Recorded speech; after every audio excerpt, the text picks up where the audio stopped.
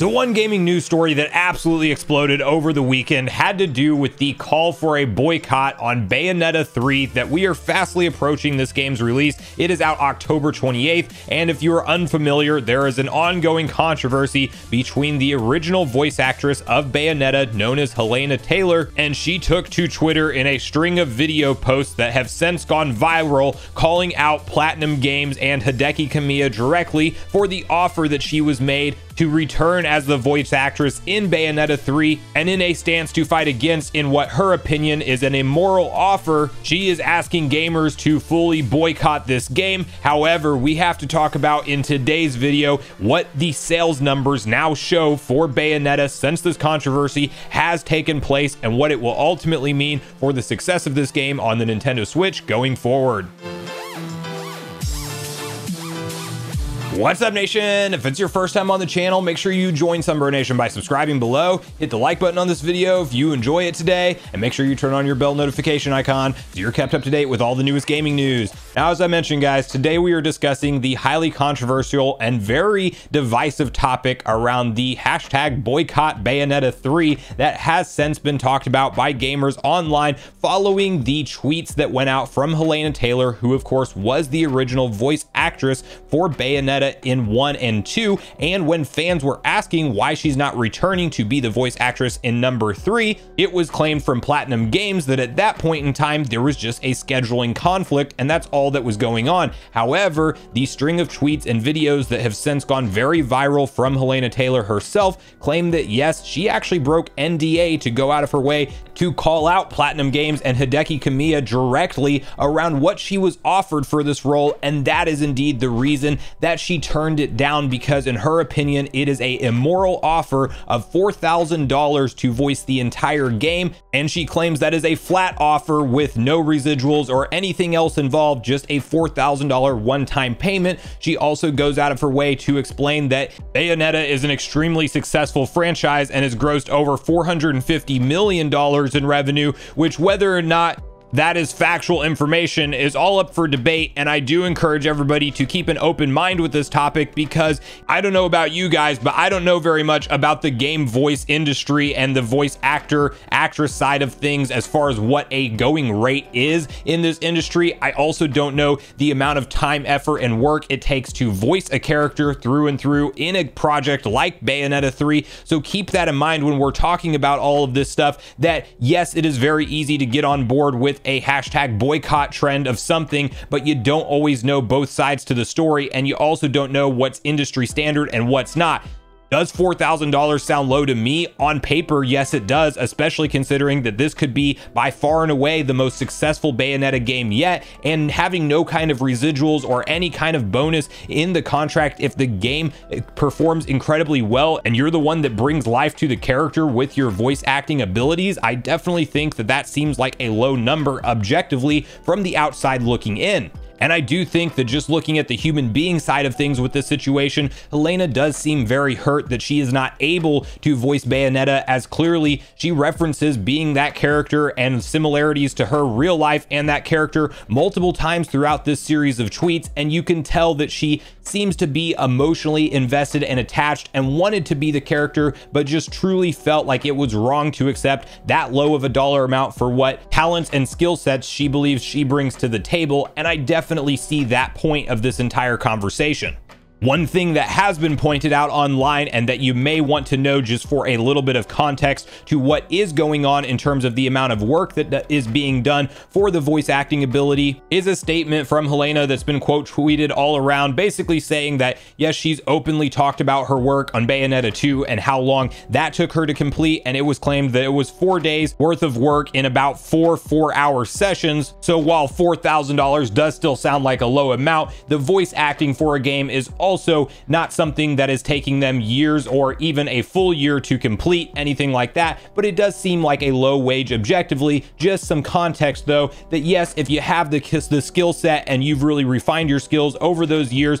that it is achievable in essentially under a week in a lot of cases to complete the voice acting for a project. However, at my previous point, we don't know how successful Bayonetta 3 will be, and it does seem like something could be paid or could be agreed upon for a potentially highly highly successful game that is hitting an install base on the Nintendo Switch of 111 total million units sold. This is the big break potentially for the Bayonetta franchise. And with having no residual agreement or any kind of licensing rights around the character's voice, you're not going to get any benefit, even if the game goes on to sell tens of millions of copies, which we don't at this point in time know realistically where it will land. So my personal opinion on the matter is clearly she was emotionally affected and wanted to be the voice of Bayonetta, did not feel it was right, and I definitely empathize with her on that. Where this situation gets a little bit dicey and tricky, and this is where the divide comes into the conversation, is the ask for gamers to go out and boycott the game and not spend their dollars on it. And while she did make a statement that it's fine if you don't boycott it, she then follows that up by saying, if you care about the people that are working for these type of wages, you should do the right thing and boycott the game. And that's where you have a lot of gamers upset and on the other side of the fence with the situation, because at the end of the day, your wallet is your wallet. You choose to support which products you feel deserve the support or will just be enjoyable for you. And having someone else call for a boycott because of their personal situation might not be a justifiable ask in this particular scenario, not to mention the fact that there are other employees, other voice actors, and other people working on this project that may have their jobs on the line depending on how well the game sells. So I personally don't care how anybody spends their money out there, and I'm going to still buy this game. That's just transparently from me to you. I'll make videos on it on the channel. I'm personally hyped for this game. Do I wish that the wages were better and that this situation wasn't going on with Hellena Taylor? Absolutely, and I definitely empathize with that position that she has on this. However, I do think that you can't go out and just tell gamers what they're supposed to spend their money on based off not being able to come to an agreement on the dollar amount for the voice actress work that needed to be done to voice Bayonetta. But regardless, everybody is entitled to their own opinion on this situation, and you get to ultimately vote with your wallet at the end of the day. So whether you agree with one side or the other online, that is ultimately irrelevant for the larger scheme of things. But one thing you can actually point to that has happened with this entire story, and really, in my opinion, what is now guaranteeing at least a certain level of success for this game, is the mainstream news coverage of it, as it was even picked up by TMZ, which is like Hollywood style reporting, but that is people that are non-gamers are hearing about an issue with a voice actress and Platinum Games and this title called Bayonetta 3 that they may have never gone and searched the trailer, multiple trailers that Nintendo has dropped promoting the title, and now it is in this cycle of news that is getting millions and millions of views. And one very interesting correlation is that as all of this controversy has been talked about, covered by numerous channels, numerous news outlets, mainstream articles over the weekend, we are seeing a steep spike in sales for this game. As if you look at the Amazon best-selling list in video games, you of course towards the top you have things like Pokemon Violet, you have things like Pokemon Scarlet, that's number 6 and number 13. You have Mario 3D World plus Bowser's Fury still selling very well, number 15. Number 16 is Splatoon 3. You then have a bunch of, you know, God of War Ragnarok, keep that in mind, that is number 21. You have some controllers, some consoles and things adding on to the list here. Then you stop and you see number 32, and we have Bayonetta 3. This game, before all of this was popping up in the mainstream, was, if I am not mistaken, in the 60s or 50s, maybe high 40s, but nowhere near this level of success and hype around the pre-orders to the game. Now, are there going to be scenarios where, yes, it's just naturally getting closer to the launch date, so more people are starting to think about getting their pre-orders? That's absolutely a factor, but you cannot overlook the fact that all of the buzz and talk around this game is ultimately getting more eyeballs on it. And there is also a human nature element that when you tell people not to spend their money on something, sometimes they want to do the opposite. As while I am seeing a lot of talk on Twitter of people wanting to boycott, canceling their pre-orders and posting up those images, you also have on the other side of the spectrum, and a lot of people on YouTube, it seems like,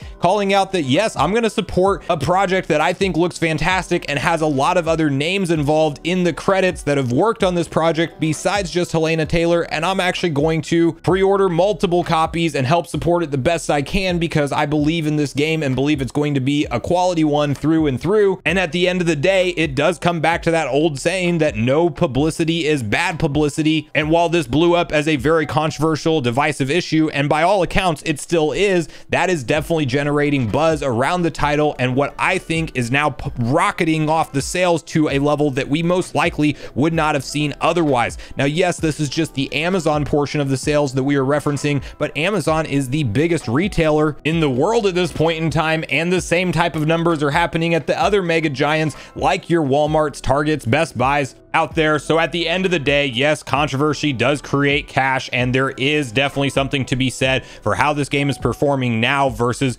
pre all of this talk. And I definitely don't think that that is Helena's intention when she took to Twitter to voice her concerns, and I am still very empathetic with how she feels personally around this. I just don't necessarily think that the calling for the boycott was the correct way to handle this particular situation, all things considered. But I want to hear from you guys at this point in the video, all your personal thoughts and feelings around this situation, and how you personally view this scenario that's gone on between Platinum Games and Helena Taylor, and whether we agree or disagree on anything that's been said in the video. I welcome it either way. I welcome you either way. I definitely love and appreciate all of the supporters of the channel, whether that's just with a click on the video or whether it's watching through to the end like this and letting me know how you personally feel about it. Definitely want to hear from you and your perspective regardless. And are you more or less hyped for this game as we've seen more footage for it now that all the controversy has hit the game on mainstream Nintendo Switch title? Do you think it helps it and we are seeing that in sales, or do you think that this is a short-lived quick bump in sales, but ultimately this game may not really hold up and perform when it's all said and done? And are you personally planning on picking up Bayonetta 3 when it does drop on October 28th? And has your decision been swayed in one direction or the other based off all of this being in the news cycle over the weekend? So regardless of your thoughts and feelings on everything we talked about today, I do look forward to hearing from you all in the comments down below before you leave the video, as I do look forward to getting a back and forth conversation started with you all around this topic. Go watch yesterday's video next if you haven't already, which is on screen right now. Also make sure you like, subscribe, turn on your notification bell, and I will see you guys in the next video.